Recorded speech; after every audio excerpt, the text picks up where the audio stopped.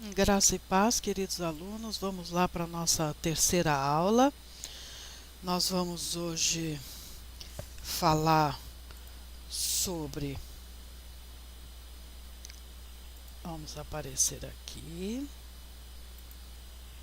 né? A luta contra o paganismo greco-romano e as heresias. Lógico que não vamos falar de todas as heresias, mas vamos falar das principais heresias dos primeiros séculos, dos dois, três primeiros séculos, ok? E a heresia, ao contrário do que se possa pensar, ela não surge necessariamente fora da igreja, ela surge dentro da igreja.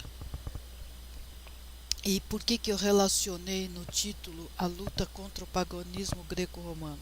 Porque são ideias da filosofia ou da mitologia dos gregos e dos romanos que entram, de certa forma, no pensamento cristão e que na leitura de alguns dos pais da igreja e dos próprios cristãos primitivos dos primeiros séculos são visões erradas, desvirtuadas de um cristianismo genuíno, ok?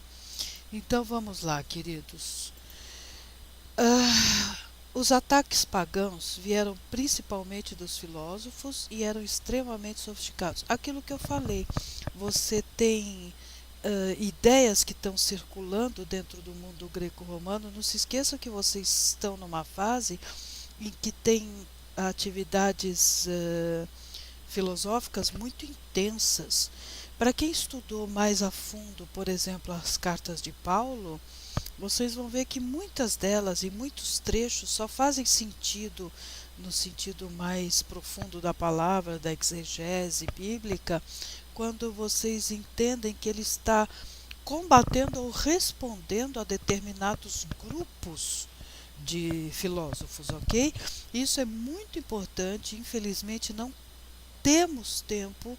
O ideal seria, dentro do nosso estudo aqui, nós analisarmos essas correntes filosóficas e ver como que elas interferem no pensamento cristão, mas isso no momento não vai ser possível, né? Podemos dizer também, como eu falei das perseguições aos cristãos, em que vocês viram que houve mártires, vários cristãos morreram queimados ou trucidados por feras, você também tem uma perseguição intelectual. E, e essa ela é mais complicada e às vezes mais sutil, tá?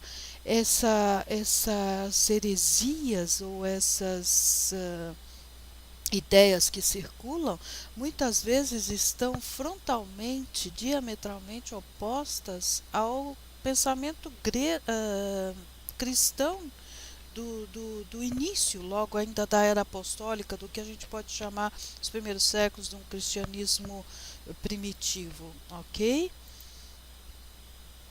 E aí nós temos assim, temos essa perseguição intelectual. Como nós vamos resolver isto? Existem várias formas, tá? De encarar e de tentar enfrentar. Você tem duas posturas que são importantíssimas vocês conhecerem. Eu sugiro inclusive ler um livro chamado Cristo e a Cultura, do Niebuhr, tá? Quando vocês tiverem tempo ou possibilidade, ele está disponível na internet inteiro. Chama Cristo e a Cultura. É um livro de 200 e poucas páginas, onde ele vai questionar justamente essas posições e outras. As duas principais são de Clemente de Alexandria. Ele respeita muito a cultura da época e o cristão, para ele, deve usufruir da cultura mundana. Então, ele não deve se separar do mundo e não deve fugir, inclusive, de conhecer bem a cultura de sua época. Essa postura é diametralmente oposta à de Tertuliano, tá? O Tertuliano já acredita que não deve haver nenhum vínculo entre a cultura pagã e o cristianismo.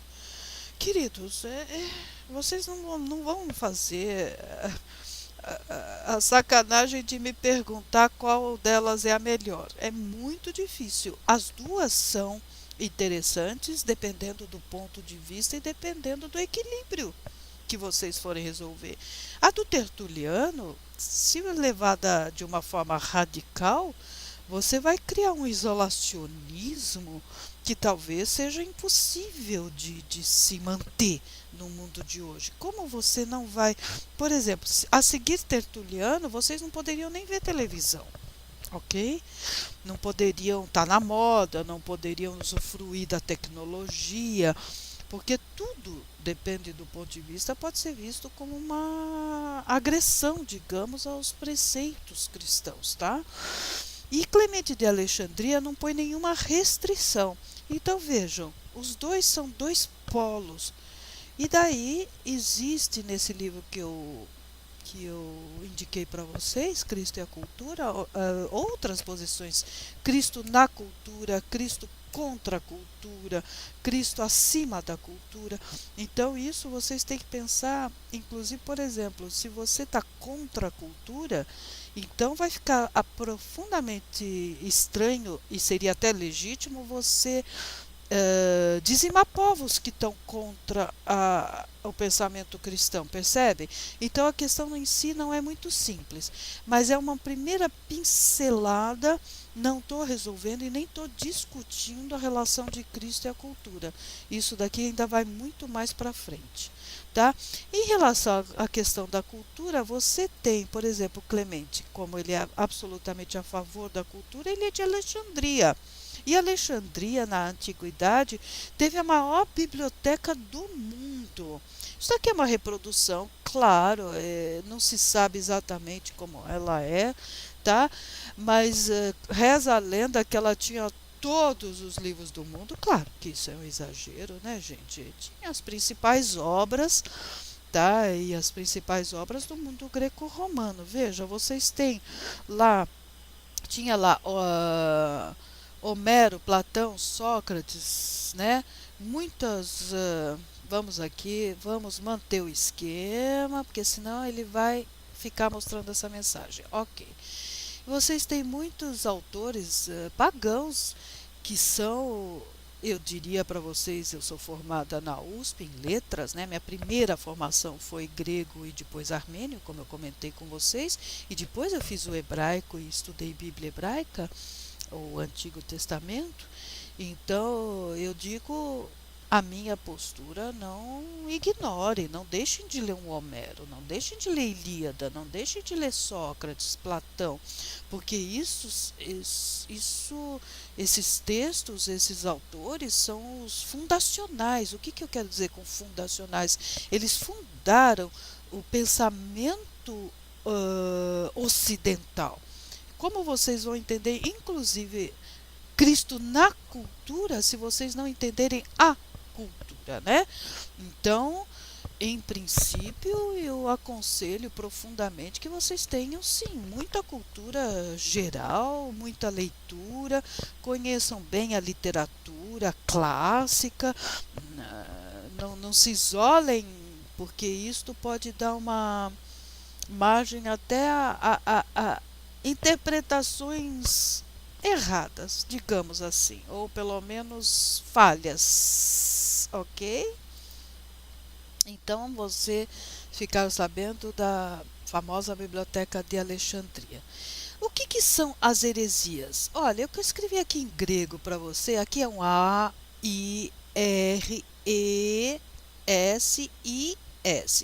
Airesis é um verbo e quer dizer escolher ou não, desculpa, aqui é o substantivo, é a escolha, é a opção. Então, heresia significa escolher, opção, e é um termo com origem no termo grego airesis, né? E isso quer dizer o seguinte: a partir do momento que você escolhe um determinado ponto de vista, você está deixando outro ponto de vista, necessariamente. A escolha sempre implicará numa perda de alguma coisa também. Não se esqueçam disso. Se eu escolho a maçã, eu não vou comer a banana. Então, a partir do momento que alguns teólogos ou cristãos escolhiam um determinado ponto de vista, deixando outro de lado, você poderia ter aí um problema, pelo menos um problema do ponto de vista do, do cristianismo incipiente e o cristianismo ligado mesmo aos textos bíblicos e com grande preocupação de uma interpretação mais próxima do que é possível desses textos do Novo Testamento, tá? Então, heresia é quando alguém tem um pensamento divergente de um sistema ou de uma religião. Então, a heresia não ocorre só no cristianismo e não ocorre só nos primeiros séculos, tá bom? Você pode ter um herético, aquele que pratica a heresia, ou que dentro de um sistema filosófico, tá certo? Quem pratica heresia é considerado um herege. Então, heresia é um termo geral, não é só para a religião, tá? A heresia é uma doutrina que se opõe parcialmente ou frontalmente, no caso aqui do que nós estamos estudando, dos dogmas da igreja, certo? Então, eu quero que vocês tenham isso em conta. A origem da palavra, então, é opção. Então, você está optando por uma forma de ver que não seja no pensamento cristão mais ortodoxo, ok? Vamos lá. Nessa aula e nas seguintes também, só que nesta em particular, nós vamos estudar as seguintes heresias. Olha, são só 4, gente: gnosticismo, marcionismo, montanismo, maniqueísmo e também, opa, deixa eu retornar, desculpa, apertei onde não deveria, isto, anterior, ok, né, maniqueísmo. E daí nós estudaremos a questão do cânon como resposta às heresias. E eu vou explicar o que é cânon, e ele surgiu, e ele se formou, e ele se consolidou, empurrado pelos movimentos heréticos. Então havia necessidade de se definir, afinal, qual dos textos nós vamos considerar legítimo para a nossa base de doutrinária.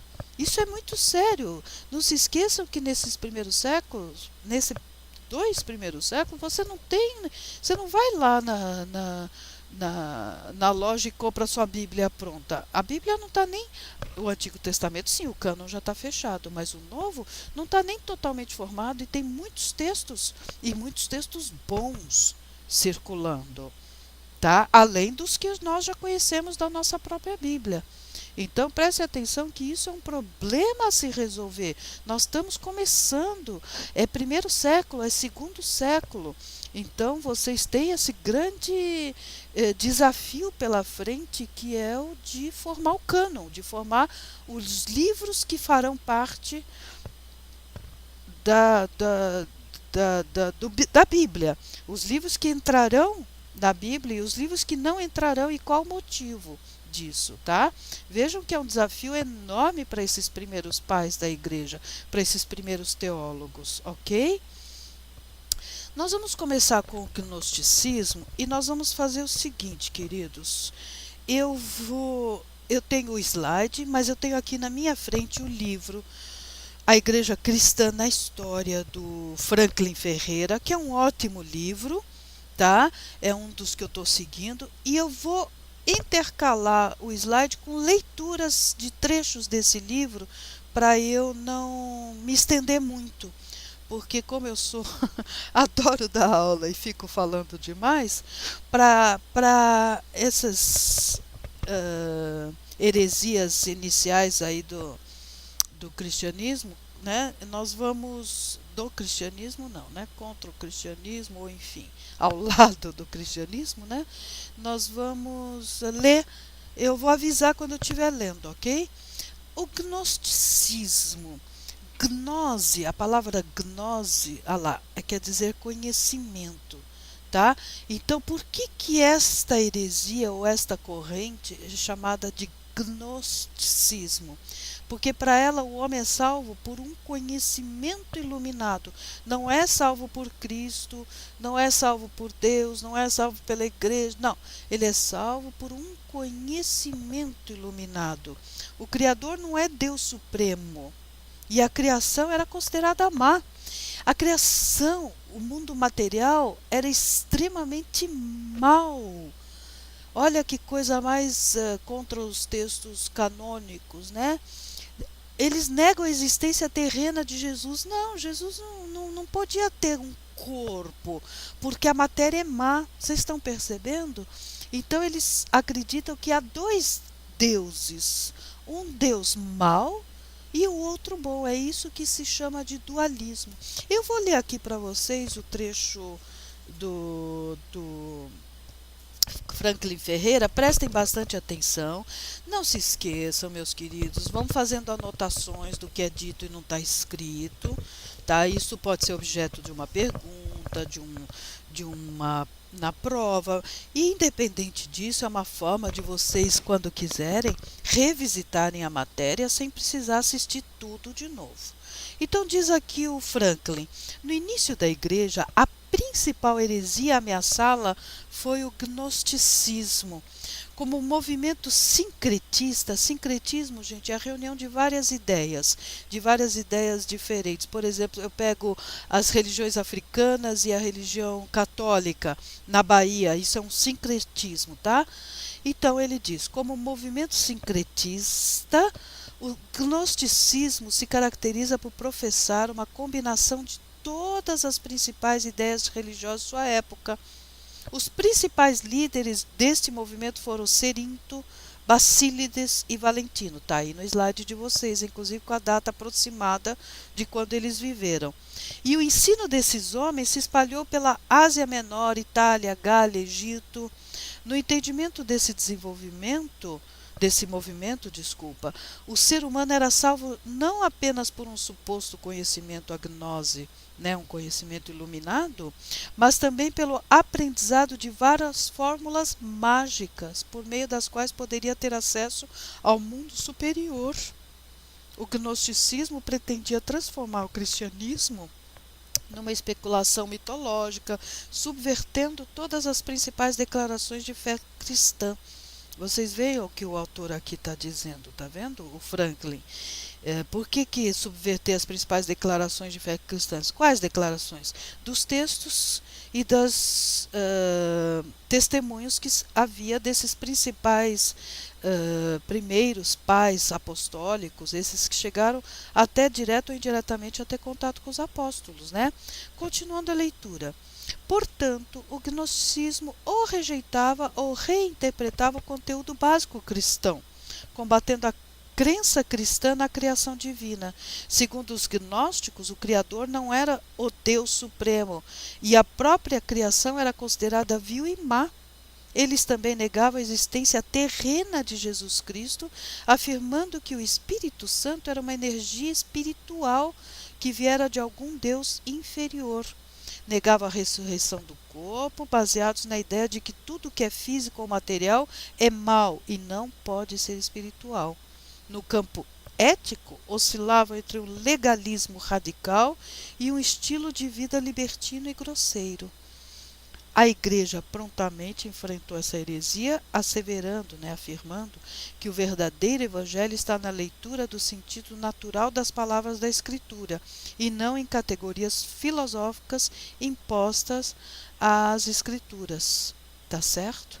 E aí, gente, uma das formas da Igreja, agora sou eu que estou dizendo, não estou lendo mais, da Igreja enfrentar a heresia e principalmente o gnosticismo, foi com o Credo dos Apóstolos, que nós já vamos falar, tá bom? Nós vamos falar já mais para o fim da aula, inclusive eu vou dar o texto para vocês, ok?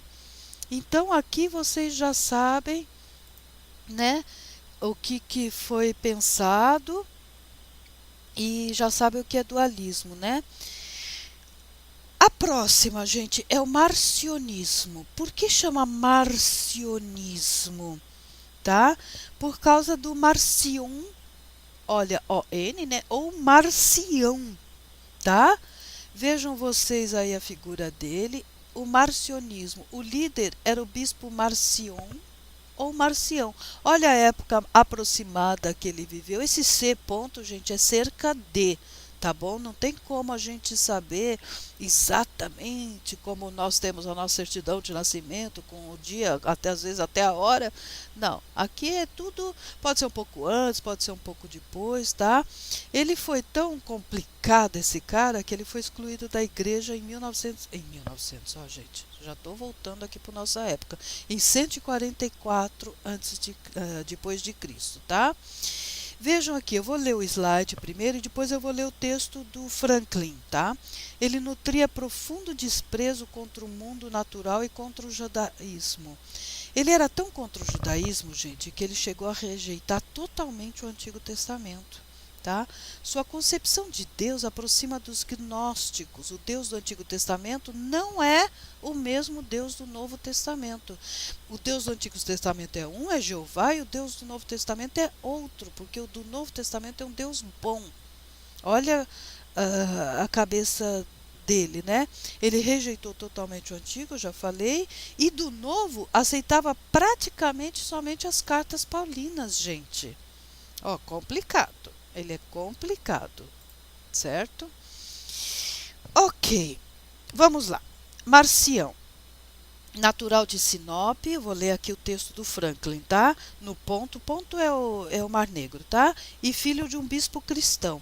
Ele nutria duas fortes antipatias contra o mundo natural e contra o judaísmo, na mesma época da Segunda Guerra Judaica.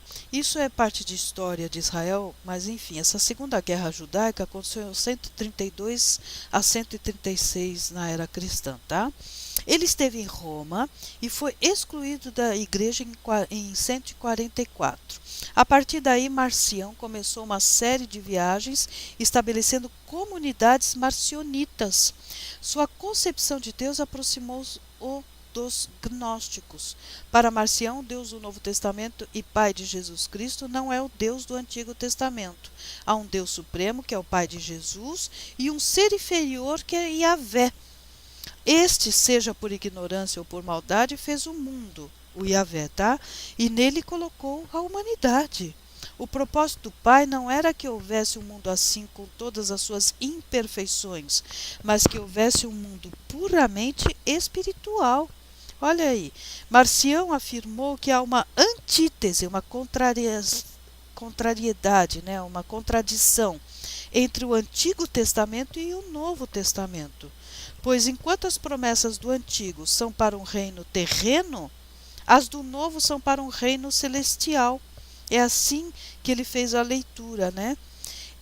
Continuando aqui. Ele também ensinou que o Messias do Antigo Testamento seria somente para os judeus, ao passo que o do Novo Testamento seria para todo o mundo. Marcião rejeitou todo o Antigo Testamento, assim como grande parte do Novo Testamento. Sabe o que ele tirava do Novo, gente? Tudo que fazia referência ao Antigo ou era citação do Antigo, ele tirava, ele rejeitava como texto válido, tá?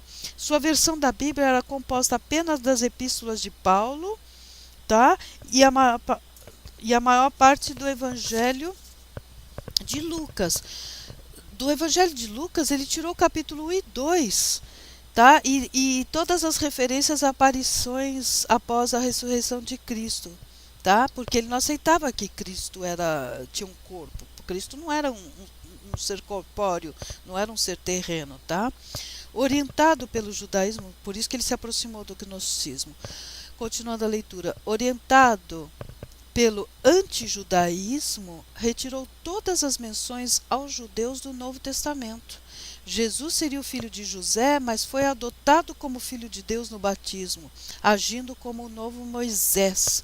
A salvação seria somente para o espírito e não para o corpo.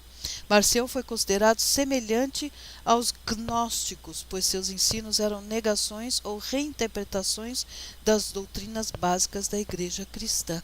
Veja então como é complicado o marcionismo, né? E agora aqui nós temos uma gravura de Montano e Priscila. Por que eu pus essa gravura? Porque a próxima heresia, Deixa eu só tirar um pouquinho esse, só um minutinho para vocês verem. A próxima heresia é sobre o montanismo, tá? Então eu quero que vocês saibam, em primeiro lugar, que Montano, né, é o nome do principal. Espera um pouquinho, deixa eu só puxar esse, porque depois eu vou ter problema aqui com isso. Tá? Montano é o nome do líder dessa heresia, por isso que ficou conhecido como montanismo, né? Ele foi fundado por volta de 156 ou 157 ou 172, não se preocupem, vocês estão vendo que não há uma, né? Organizou-se e difundiu-se em comunidades da Ásia Menor. O que é Ásia Menor, gente? Já mostrei no mapa, é a atual Turquia, tá? É por onde Paulo passou, onde tem aquelas cidades as quais Paulo escreveu as cartas, enfim, tá? Então, em comunidades da Ásia Menor, em Roma e no norte da África. Lembra o norte da África? Cartago, tudo isso nós vamos ver, tá bom? Montano, vamos lá, afirmava possuir o dom da profecia e que lhe havia sido enviado por Jesus Cristo para inaugurar a era do Paráclito, do Espírito, né?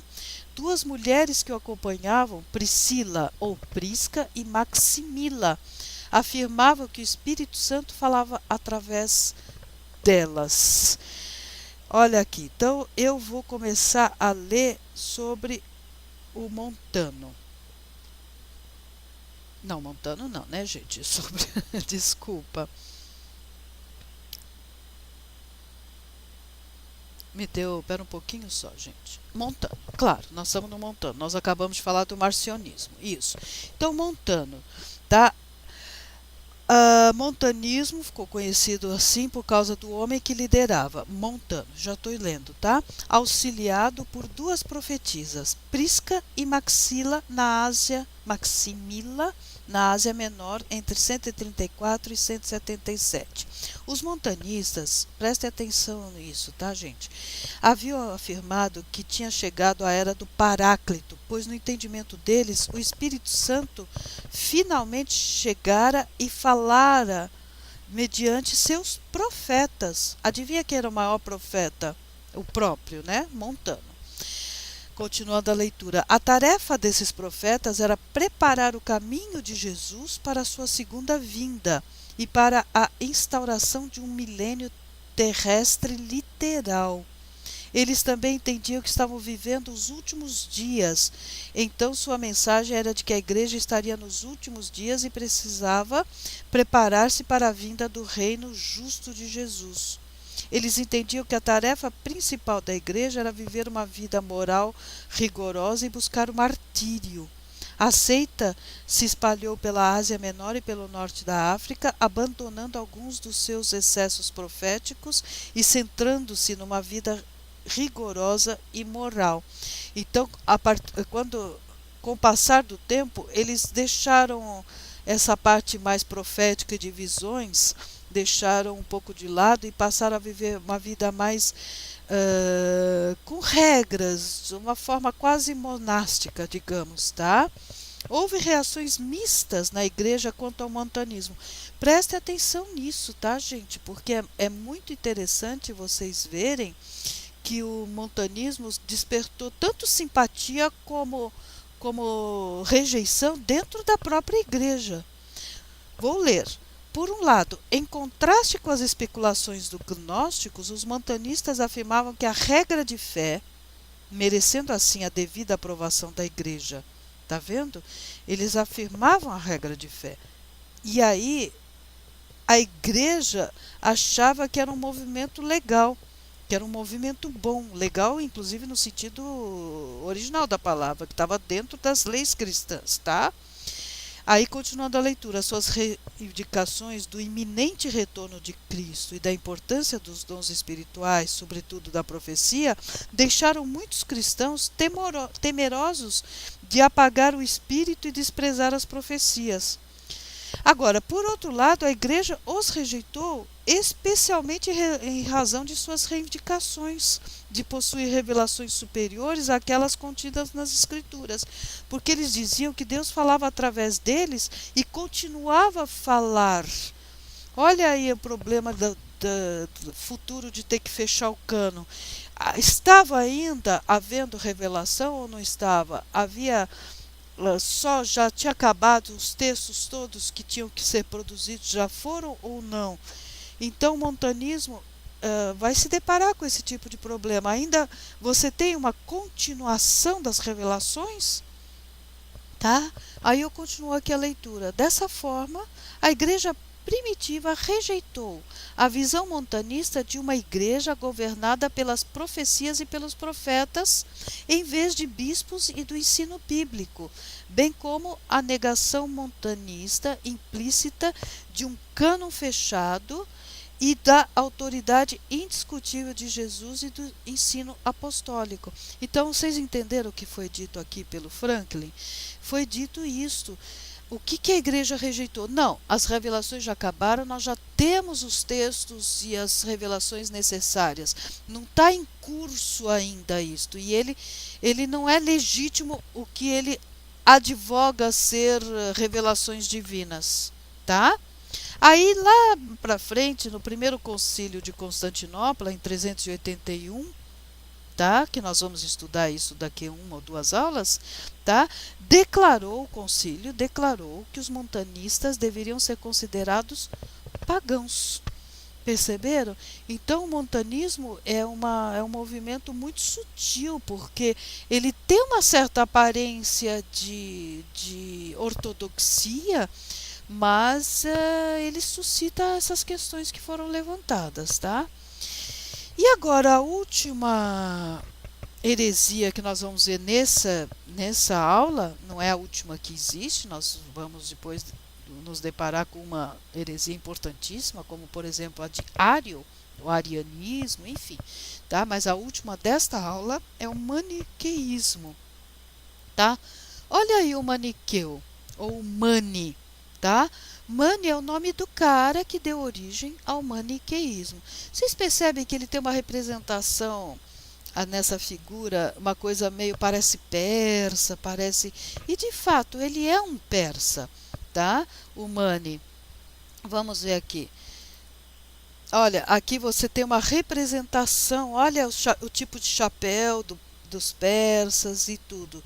Tá? Ele se originou num império chamado Sassânida, é o Império Persa. Se vocês quiserem, procurem lá no Dr. Google, Império Sassânida, tá? Vocês vão entender o que está acontecendo aí, tá? Então eu vou ler para vocês, antes da gente entrar em como se defender, sobre o maniqueísmo. Então preste atenção, porque não está praticamente escrito, eu só pus a figura dele. É curto. O maniqueísmo originou-se no território do Império Sassânida persa, quando o gnosticismo perdeu influência no mundo romano, espalhando-se pela Europa, norte da África e Ásia no final do século III. Vocês estão percebendo? O gnosticismo já estava perdendo espaço, daí o maniqueísmo veio forte, teve toda esse espaço deixado pelo gnosticismo, tá? Algumas vezes o maniqueísmo foi classificado como heresia cristã. Na realidade foi uma religião, diz aqui o Ferreira, né? O Franklin Ferreira. Foi uma religião totalmente independente. O principal mestre do movimento era Mani, aproximadamente 216 a 277. Tá? Mani partia do entendimento de que Deus tinha falado de forma fragmentada por meio de Platão, Moisés, Buda, Jesus. E Mani ensinava que por meio de si mesmo, dele mesmo, se daria a revelação plena. Olha como ele era modesto, gente. Então primeiro foi Platão, Moisés, Buda, Jesus, depois ele ia fechar a revelação. A revelação plena se daria com ele, tá? Ele almejava uma religião sincrética universal, unindo elementos do zoroastrismo, budismo, cristianismo, afirmando que os apóstolos corromperam o ensino de Jesus e que eram finalmente transmitidos de forma pura por Mani. Então, os apóstolos fizeram uma bagunça, não falaram o que Jesus realmente queria. Quem ia falar era o próprio Mani, tá? Continua a leitura aqui. Os maniqueístas defendiam uma visão dualista da criação, acentuando a tensão entre luz e trevas. E nesse caso, Cristo seria o representante da luz, precedente de Deus, e Satanás das trevas, identificado com a matéria. Olha aí também a matéria sendo vista de uma forma negativa, né? O corpo, a corporeidade, a materialidade, né? Então, enfim. E aí vem a grande questão, queridos. Como se defender das heresias, tá? Você tem vários caminhos, mas os principais, entre outros, tá, gente? Nós estamos só pegando os principais para poder ter uma certa didática, tá? Vamos lá. Criar o cânon. Estabelecer um credo e instituir a figura dos bispos, tá? Então vamos lá. Olha, eu fiz alguma confusão aqui na ordem dos slides, eu peço desculpa. Tá aí o slide sobre o maniqueísmo, mas eu já li para vocês. Então vamos passar. Então agora vamos continuar com as atitudes, com as providências tomadas para se tentar barrar ou minimizar o efeito das heresias, ok? A formação do cânon. Gente, o que é cânon? Primeiro, a definição da palavra. Eu achei esse slide na internet, não fui eu que montei, achei bonito, achei prático. Então, vamos lá. A palavra cânon deriva da palavra grega kanonas, K-A-N-O-N-A-S. Parece um V, mas não é, viu, gente? Isso é um N em grego, tá? Kanonas, ou e seus derivados. Assim como o hebraico kané, que significa vara ou cana, de medir. Tá? Então era uma vara, era uma espécie. Pensa na cana de açúcar. Essa cana mesmo que nós estamos falando, tá? Uma pequena. É uma planta. E esse daí, por ser duro, era usado como instrumento de medição, tá? Então é a medida. A palavra original, tá? No Novo Testamento, a palavra significa padrão, regra de conduta. Vocês podem conferir lá em Gálatas 6,16. Então, é uma palavra que, inclusive, é utilizada no grego no Novo Testamento, tá? E no Antigo Testamento é kané. A mesma raiz, as duas palavras, tanto no grego quanto no hebraico, tá? Aliás, o grego, neste caso, tá, gente, vem do termo hebraico, kané, padrão, regra de conduta. Então, o cânon, vocês têm a ordem dos textos no Antigo Testamento. Então, isto é o cânon. É como os textos e na ordem, quais textos e qual ordem eles chegaram para nós. Então, hoje a gente tem o cânon absolutamente fechado, tá? Vocês têm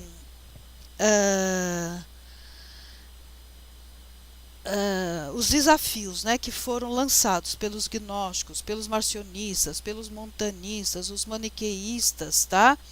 Então você também tinha um número muito grande de textos circulando. Muitos textos, além dos que a gente conhece, tanto que esses textos ficaram conhecidos como apócrifos, pseudográficos, né? Vocês têm esses textos, inclusive, alguns à disposição, algumas, por exemplo, Pastor Hermás, vocês têm vários textos que estavam na iminência ou na possibilidade também de entrar no cânon. Mas aí foi feito o quê? Um processo gradual de fixação, tá? Observando alguns critérios. E quais critérios foram esses, gente? Em primeiro lugar, o critério que veio a estabelecer o cânon foi o da apostolicidade, tá? Se não ficasse provado que um livro era de autoria de um apóstolo, ou que pelo menos tinha o suporte da autoridade de um apóstolo, ele era tecnicamente rejeitado, por mais que fosse edificante e até mesmo correto, viu, gente? Mas ele tinha que ter o quê? Apostolicidade, tá? Existiam certos livros, por exemplo, que durante muito tempo estiveram para entrar, tá? Para serem incluídos no cânon, mas no fim eles foram, por um motivo ou por outro, foram excluídos. O Didaquê, D-I-D-A-Q-U-E, Didaquê, e o Pastor de Hermas, tá? Esses com H, tá? Hermas, o Pastor de Hermas. Esses dois livros são exemplos que quase entraram, mas não entraram. E você ainda tem outros dois critérios, gente, para entrar.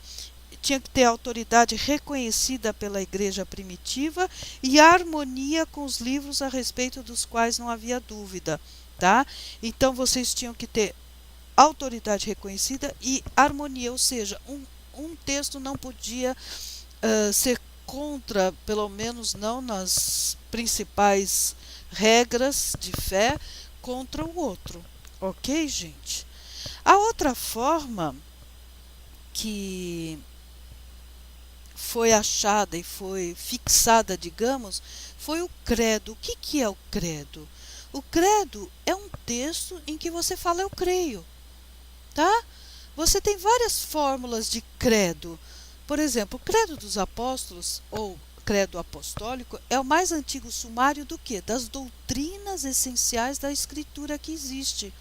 Não foi escrito pelos apóstolos, mas incorporou as doutrinas que ensinaram. Já era usado em Roma antes mesmo de 340 e foi usado como fórmula batismal. Seu nome é oriundo da tradição de que cada um dos seus 12 artigos teria sido editado por um dos apóstolos, logo após o Pentecoste, inspirado pelo Espírito Santo. Tá? Você tem a fórmula mais antiga, semelhante à usada por Rufino, por volta de 400, e a que apareceu em Roma por volta de 340, desse credo dos apóstolos. Tá? Muitas igrejas, até hoje, consideram o credo dos apóstolos uma preciosa síntese dos pontos principais da fé cristã. Os luteranos, por exemplo, o incorporam em sua confissão de fé. Tá? Olha lá. Creio em Deus Pai, Todo-Poderoso, Criador do céu e da terra, e em Jesus Cristo, seu Filho unigênito, nosso Senhor, o qual foi concebido por obra do Espírito Santo, nasceu da Virgem Maria, padeceu sob o poder de Pôncio Pilatos, foi crucificado, morto, sepultado, desceu ao Hades, é uma inserção posterior, viu, gente? Ressurgiu dos mortos ao terceiro dia, subiu ao céu, está sentado à direita do Deus Pai Todo-Poderoso. Esse é o credo apostólico. Vocês depois continuem lendo em casa, tá? E vocês observem bem.